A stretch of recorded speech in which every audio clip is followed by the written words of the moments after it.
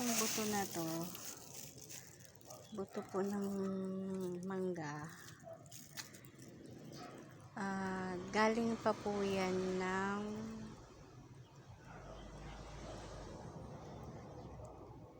ano nga mangga yan sa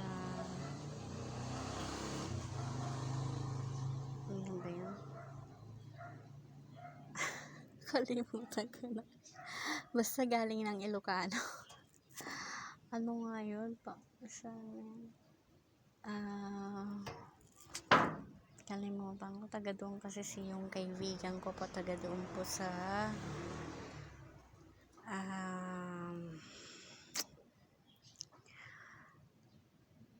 nakalimutan. Basta Ilocano siya. Binigyan po niya kasi ako ng apple mango. Pero po yung apple mango na to is hindi po siya yung may amoy. Matamis po siya. Masarap. Wala po siyang amoy at wala po siyang mga hibla-hibla. Tapos yung pong buto naman po ng ampalaya is ampalaya pong puti po siya. Ampalayang puti. Yan. Itatanim ko po siya dito. Hahanap lang po ako ng pwesto na pagtataniman po ng mangga na po na yan. Pero ipupunla ko po muna siya sa isang paso bago ko po muna siya i-direct na itanim. Ay, hindi ko po siya i-direct na itanim. Ipupunla ko po muna siya.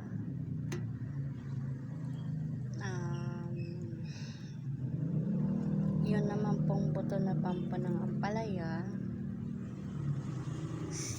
hindi ko pa po alam kung saan ko po hindi ko alam kung saan ko po pwesto dito mahala na po. Siguro pagka ewan ko po kung maganda po ba itanim ng tag-ulan po siya o ano.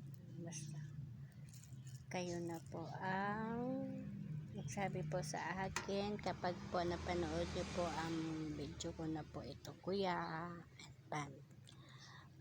Salamat, thank you. Advice po. Bye.